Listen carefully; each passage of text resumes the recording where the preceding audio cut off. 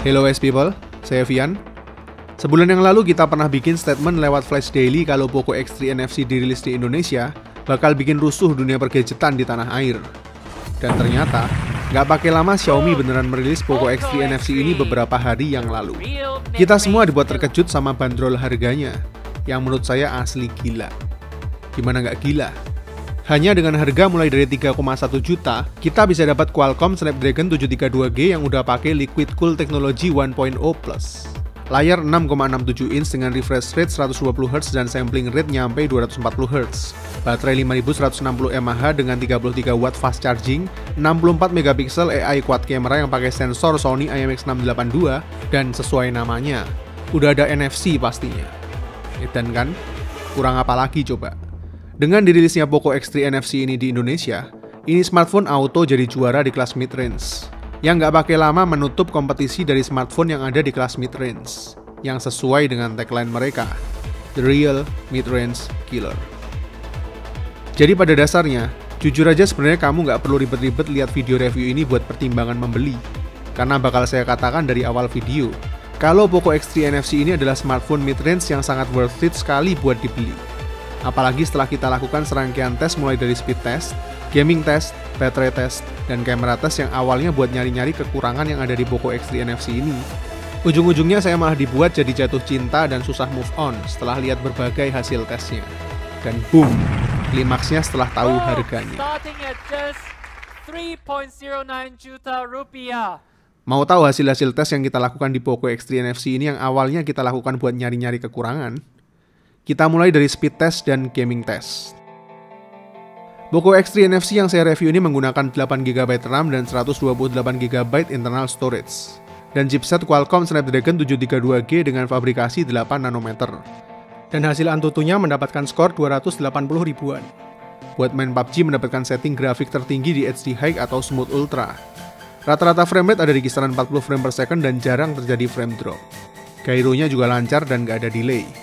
Temperatur tertinggi ada di kisaran 39-40 derajat, yang mana termasuk stabil dan gak pernah panas. Dan experience gameplaynya berasa lebih smooth dan responsif tanpa touch delay berkat sampling rate 240Hz-nya. Game kedua kita tes Genshin Impact.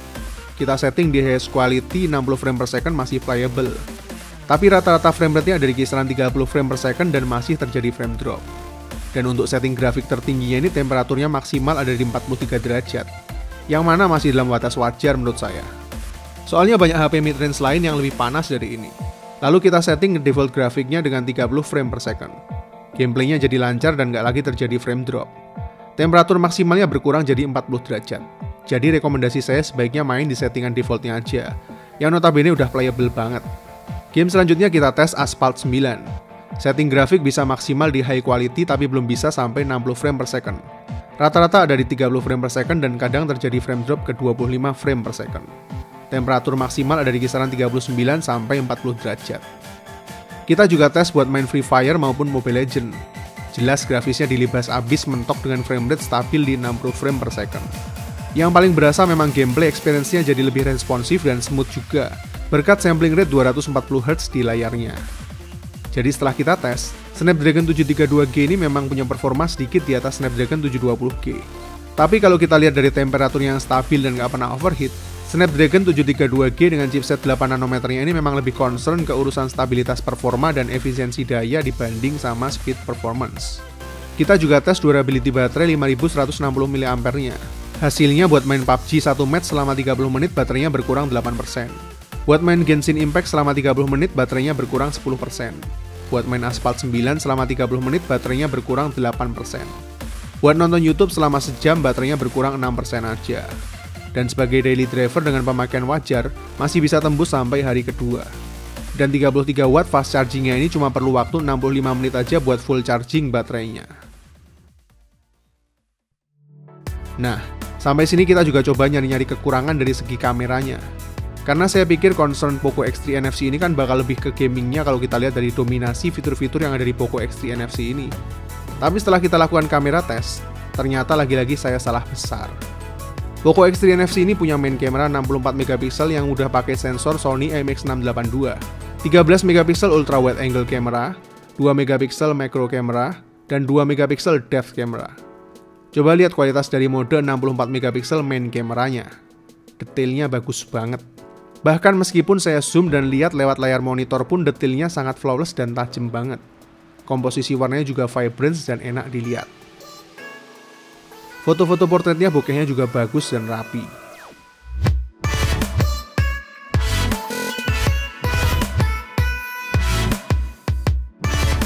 Dan yang mengejutkan saya, mode ultrawide-nya hasilnya juga bisa bagus dan tetap detail banget meskipun udah kita zoom. Ini jarang-jarang terjadi sih buat HP yang ada di kelas mid-range. Ini hasil jepretan mode makronya.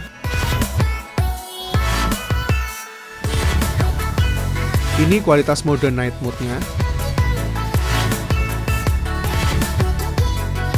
Dan ini adalah kualitas video recordingnya.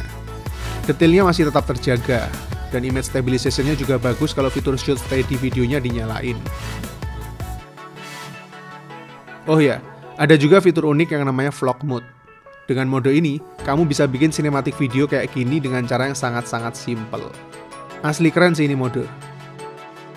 Terus gimana dengan kamera depannya? Coba lihat sendiri aja deh. Gila kan? Ternyata 20 megapiksel in-display selfie kameranya ini juga bagus banget hasilnya. Detailnya tajam. Bahkan kalau kita zoom kayak gini juga masih tetap bagus. Dan punya tone warna yang lebih natural dibanding kamera belakangnya. Cuma memang masih ada overexposure sama backlight seperti selfie kamera pada umumnya. Dan ini kualitas selfie video recordingnya. Kesimpulannya, kamera yang ada di Poco X3 NFC yang awalnya saya pikir bakal biasa-biasa aja, ternyata ada di luar ekspektasi saya. Khususnya karena udah pakai sensor Sony IMX682 yang dijamin sama sekali nggak ngecewain. Asli parah banget sih ini buat smartphone yang punya harga 3 jutaan.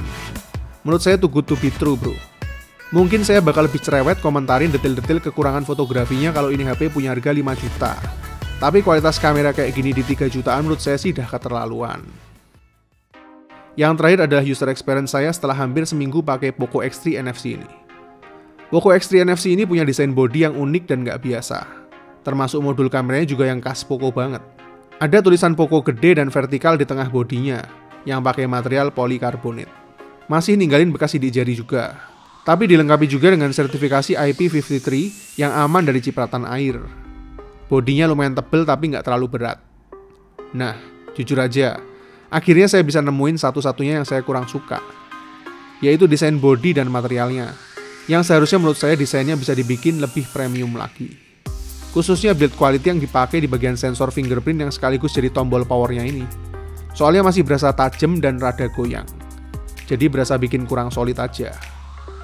Layar depannya pakai 6,67 inch Full HD Plus dot drop display. Dengan 120Hz refresh rate dan 240Hz touch sampling rate. Jadi nggak usah ditanya lagi seberapa smooth dan responsifnya ini layar. Nyaman banget di mata meskipun kita pakai berlama-lama. Layarnya juga udah support HDR10 dan pakai Corning Gorilla Glass 5 juga.